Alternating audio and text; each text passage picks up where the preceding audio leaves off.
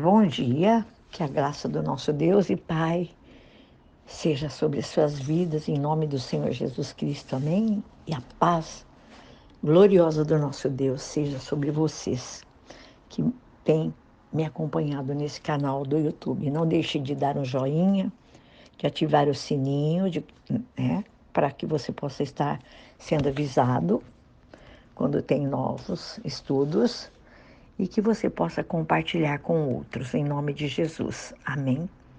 O título do nosso estudo hoje é Deus colocou a chave da vitória em suas mãos.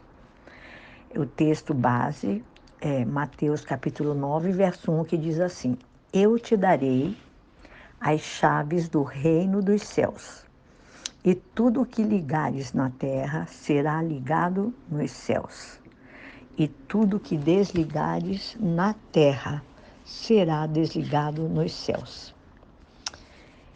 Como você e eu podemos perceber aqui, né, a palavra de Deus, nesse texto de Mateus, nós vemos que o livro da Bíblia, a palavra de Deus, que é um livro, ele foi escrito não somente para que eu e você leiamos o livro, mas para que você possa refletir, para que eu e você possamos aplicar no nosso dia a dia, nas nossas vidas, cada ensinamento dado pelo Senhor.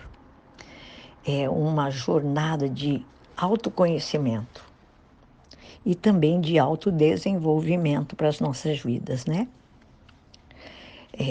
Eu quero, antes de começar a falar sobre esse versículo, eu quero fazer para vocês algumas perguntas que eu vou deixar aqui para que você medite nelas. Quando você está triste, sentindo-se fraco ou fraca emocionalmente, quais pensamentos é que invadem a sua mente? Quando você está cansado ou cansada, sentindo-se desgastado, quais são os pensamentos que vêm ao teu respeito? Quando você está revoltado, sentindo-se injustiçado, de quais palavras e situações você se lembra? Quando você está no limite de suportar, né? Do que você tem vontade de abrir mão? De quais áreas da sua vida e de quais partes do seu corpo você sente vergonha? O que você fez que ainda traz um grande peso de culpa e acusação para você, a ponto de você querer apagar tudo da sua história? O que você fez que ainda traz um grande peso de culpa e acusação, a ponto de você querer desistir? Quando Deus não responde e você acha que o motivo foi algo que você fez ou deixou de fazer, quais seriam estas situações?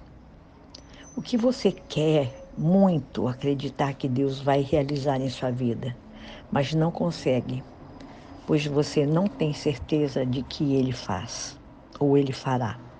O que você sabe que precisa muito melhorar ou mudar, mas você simplesmente não consegue? O que você gostaria muito de ter, a ponto de admirar aqueles que alcançaram este sonho, mesmo que não sejam dignos de admiração? O que é que tem potencializado a sua maior fraqueza? Quais foram as situações que você sente que fez a tua parte, mas Deus não fez a dele? Talvez você fique pensando assim: nossa, por que todas essas perguntas, pastora? Eu quero compartilhar com você desse questionário que eu também respondi para mim mesma. Sempre que na Bíblia aparece a palavra Jerusalém, Deus está se referindo a nós, seu povo.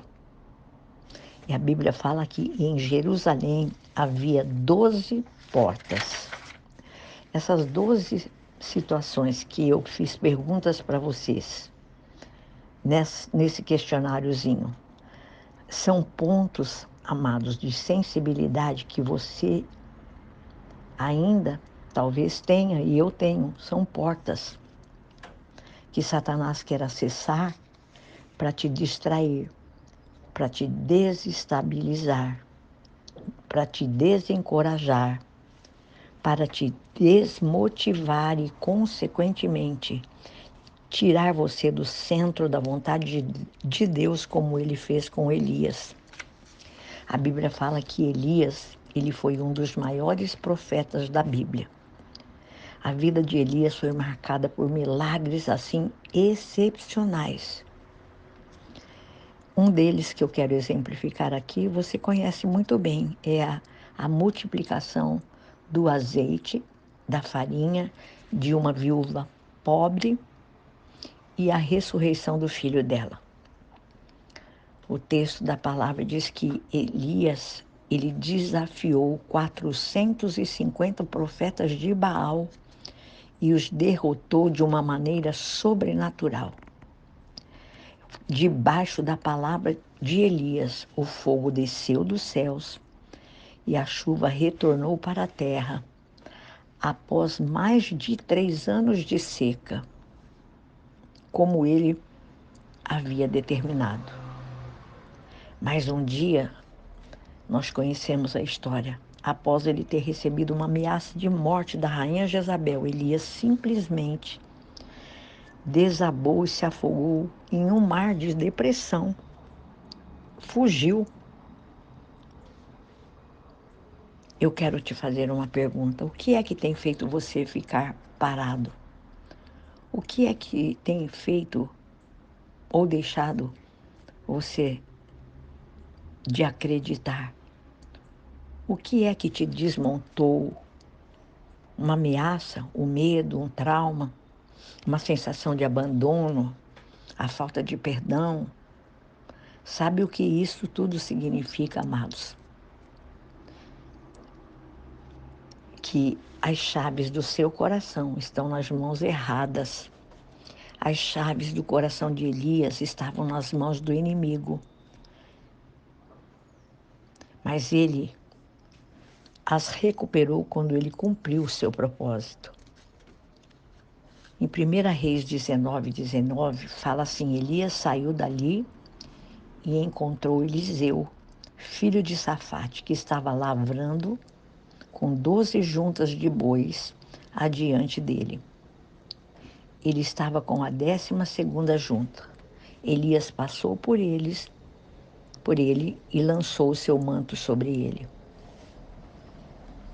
Eu quero dizer para vocês que já está na hora de nós, de você, de eu, de nós reassumirmos o controle e de se tornar aquele ou aquela que o Senhor formou para ser, e não quem o medo, o trauma, a depressão, a baixa autoestima, a acusação dizem que você e eu somos. E como é que podemos ser livres de verdade? A Bíblia fala que a libertação ela passa pela consciência de quem somos em Deus e do que podemos nele. No livro de João, capítulo 14, verso 12, diz assim, olha, em verdade lhes digo, que aquele que crê em mim fará também as obras que eu faço e outras maiores fará, porque eu vou para junto do Pai. E em 2 Coríntios, capítulo 12, verso 9, diz assim, então ele me disse, a minha graça é o que basta para você, porque o poder de Deus se aperfeiçoa na fraqueza. De boa vontade, pois, mais me gloriarei nas fraquezas, para que sobre mim repouse o poder de Cristo. Amados, ser cristão não é apenas ter um rótulo, uma religião, mas sim buscar viver com Deus, viver com Jesus. E Jesus não veio ao mundo somente para nos salvar, mas para deixar também um grande exemplo a ser seguido. Amém? Vamos parar aqui Amanhã nós vamos dar continuidade nesse ensino, nesse estudo, que é bastante, assim, glorioso e que vai nos ensinar e colocar a nossa vida no prumo da palavra de Deus, amém? Que a graça do Senhor Jesus seja sobre a sua vida. Medite no que eu estudei aqui com você nesta manhã. E lembre-se que Deus já colocou a chave da vitória nas suas mãos, em nossas mãos. Amém? E eu estou ensinando para você e aprendendo com Deus também como ser livres de verdade. Amém? Que a graça do Senhor abençoe seu dia nesta manhã, em nome de Jesus, e que você possa sentir a graça de Deus, a bondade e a misericórdia do Senhor Jesus alcançando você neste dia, em nome de Jesus. Amém?